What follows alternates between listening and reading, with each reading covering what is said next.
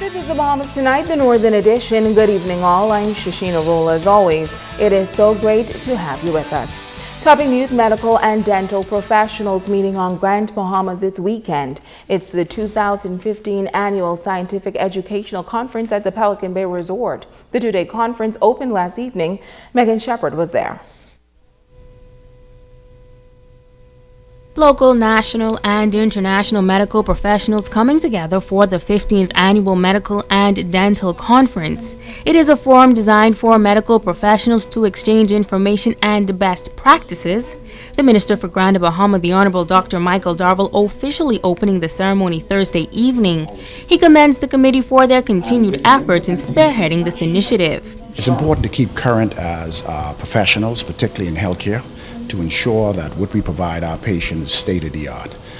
Today, as you can look, you have doctors from throughout the United States who are part of the conference. We have doctors who have flown in from Nassau, as well as we have all of the local physicians here on the island who look forward for this particular conference so that they can actually gain additional knowledge that can be carried on from the conference to their patients. President of the committee, Dr. Eric Brown, says he is pleased that this year's conference is shaping up to be a success. He thanks all of the medical professionals for their support. Our speakers from the international, national, and local really came through for us today and really did a great job.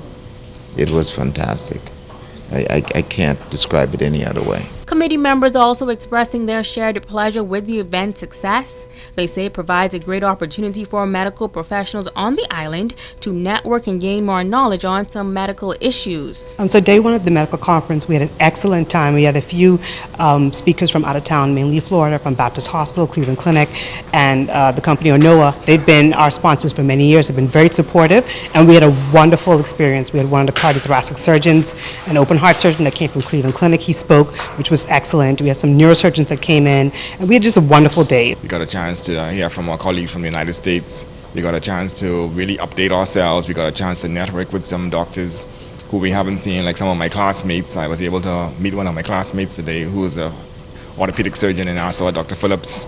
He gave a really good presentation, and it's a good chance of networking for us in Freeport. The presenters were all very informative. They have imparted very good information that is state of the art. We have learned new things. As you know, you could learn new things every day. And we're just glad that they came and supported us this year. The conference wraps up with a recognition banquet on Saturday evening. Megan Shepherd, ZNS Network News. Thanks, Megan. Well, in other news, a man was gunned down in the Hudson Avenue community last night. Now, reports say the man was outside an apartment complex when he was shot. Police have no motive and are looking to the public for support. Sabrina Brown has this story. Police received a call around 9 o'clock Thursday night that gunshots were heard in the Hudson Avenue area in Freeport. Responding officers came to the scene and, of course, met the body of a male lying with what appeared to be multiple gunshots about the body. Senior Assistant Commissioner of Police Emric Seymour says an intensive investigation is now underway. Our initial investigation into this matter suggests that the victim was visiting at an apartment here in the Hudson Avenue area when he was accosted by a masked armed assailant who shot him several times about the body. The victim was pronounced dead on the scene by EMS personnel, and so we have launched an intense investigation into this matter to determine exactly what happened here, who was responsible for this. The officer in charge of the Northern Bahamas says, as with all investigations, police need your help in solving this latest homicide. We ask members of the public if any information they have that can help us bring some resolve to this matter, we ask them to please step forward, give us a call so we can bring some resolution to this matter as to what transpired this evening. Thursday's fatal shooting pushes Grand Bahama's murder count to 14 for the year. Sabrina Brown, ZNS Network News. Now, Last night's murder was the third within the past 2 weeks and the 14th for Grand Bahama for the year. Aware of the growing fear of crime in some communities, a team of police and church leaders visited that crime scene this morning. Natalie Hall was there. Police are continuing their investigations into a fatal shooting that occurred here on Hudson Avenue overnight. The shooting took place just across the street from the Calvary Temple of God Assemblies, and church leaders visited the crime scene this morning to express their concerns about the growing level of crime on Grand Bahama. Gun is not the solution. And my motto is drop the guns, drop the knives, and try Jesus. And right now we are in a crisis mood, and I said this repeatedly. We need to find a way to save these young men. We lose another young man to violence.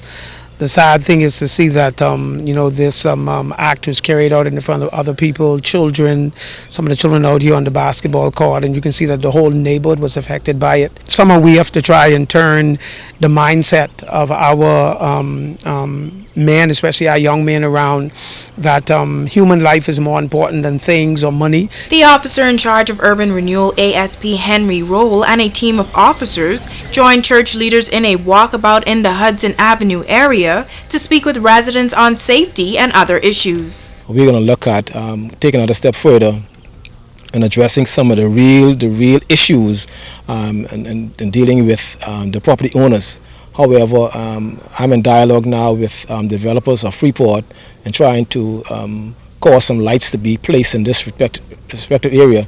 It is pretty dark here at night, and this area is inhabited with family and young children who reside in respective areas. But we're here to ensure the members of the public that we with them.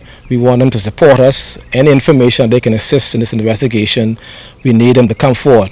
The group is encouraging all young men to find other ways to resolve conflict. I would like to send a plea from the policing aspect, to desist from using weapons, using guns.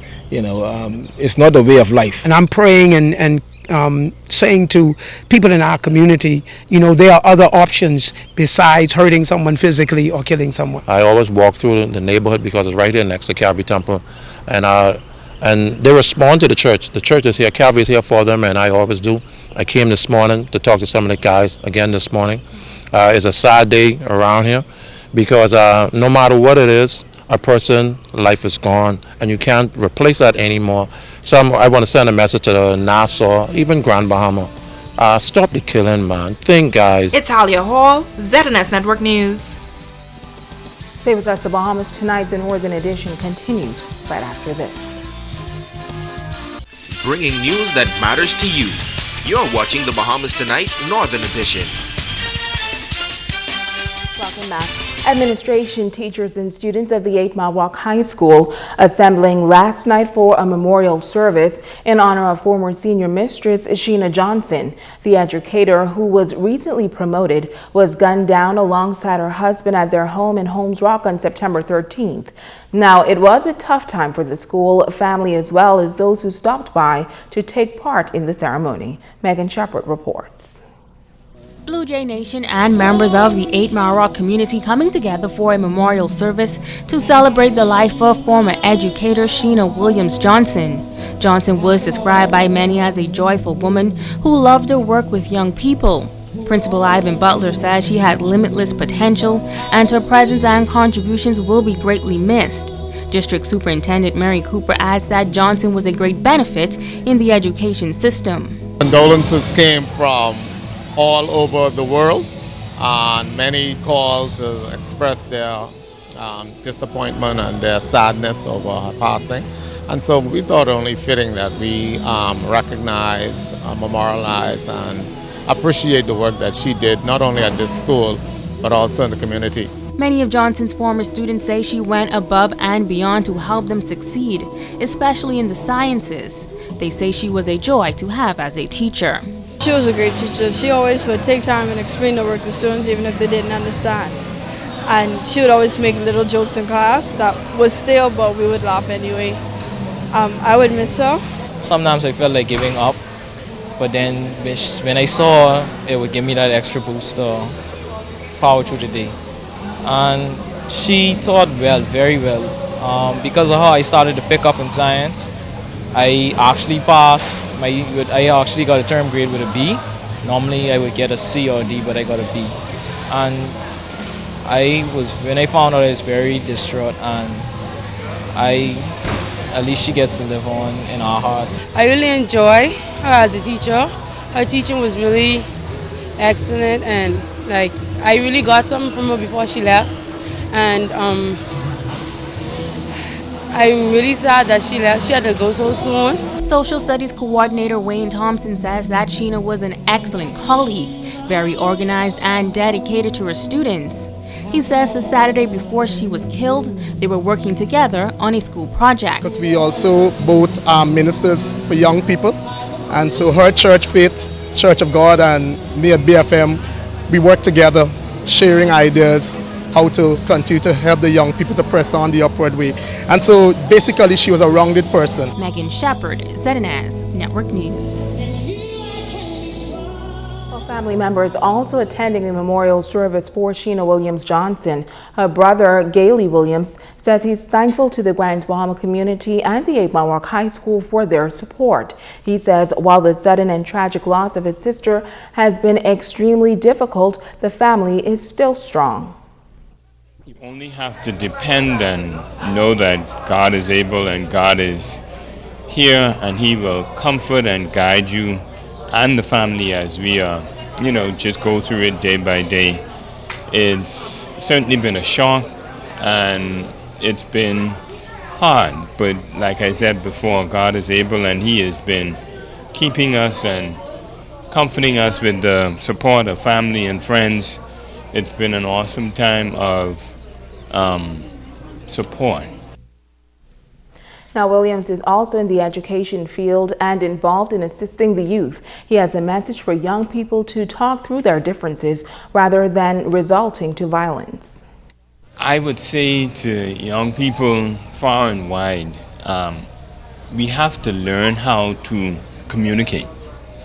We have to learn how to communicate and not resort to violence so quickly, because one of the things that we try and tell young people, old people, when you get into an argument or you get into a discourse, just walk away, because then you are able to live another day, another year, to help somebody else. Just arguing and fighting and then coming to blows is not going to help. It's just going to cause more pain, more suffering, and more loss.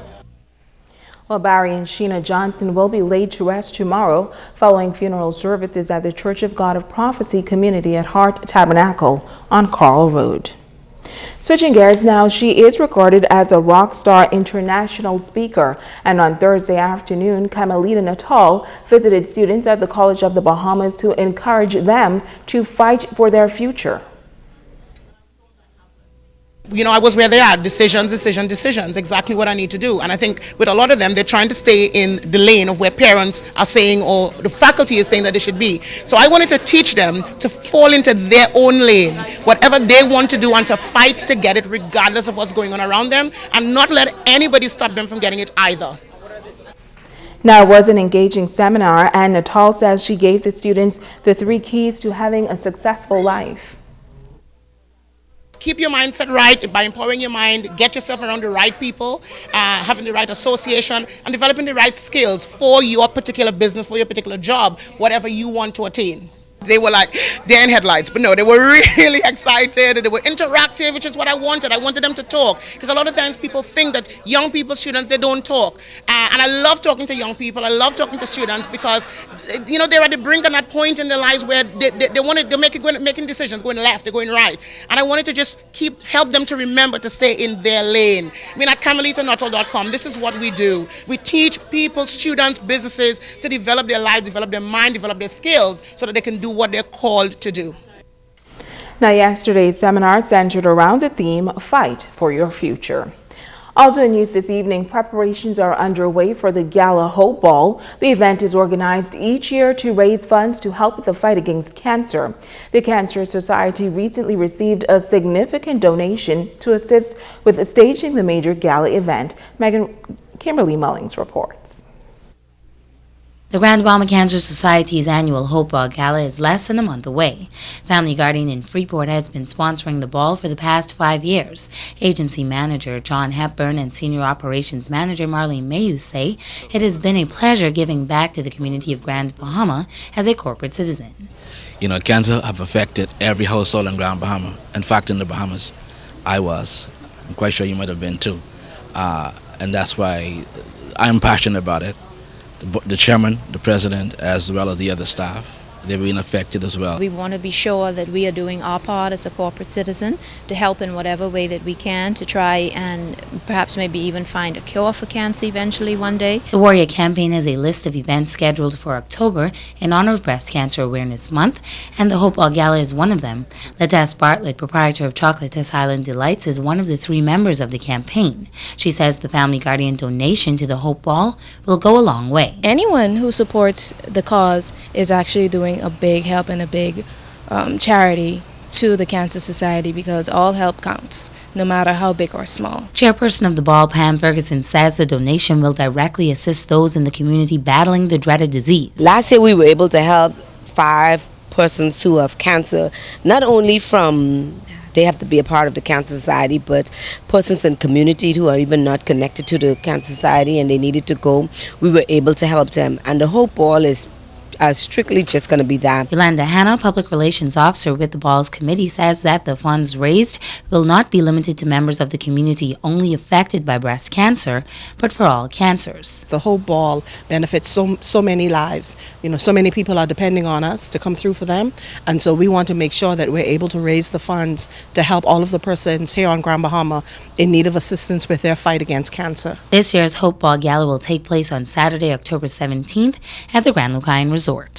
Kimberly Mullings, ZNS Network News. Thanks, Kim, and now it's time to Ask the Doctor. Hi, I'm Dr. Monique Pratt.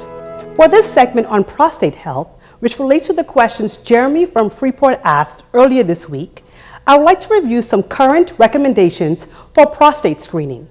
The American Cancer Society recommends yearly prostate screening with a digital rectal exam and blood testing for prostate-specific antigen levels starting at age 50 for men who are at average risk of prostate cancer and are expected to live at least 10 more years, age 45 for men at high risk of developing prostate cancer. This includes blacks and men who have a first-degree relative, that is, a father, brother, or son diagnosed with prostate cancer at an early age, younger than age 65, and lastly, screening is recommended for men at age 40 who are at an even higher risk, that is, those with more than one first-degree relative who had prostate cancer at an early age. Have you had your prostate checked this year? If not, please make an appointment with one of our doctors at any of our community clinics. It's important to follow up with your physician if you have any concerns about your health. After all, your health is in your hands. I'm Dr. Monique Pratt, and this has been Ask the Doctor. Don't go away, sports is up next with Ricardo Lightbourne.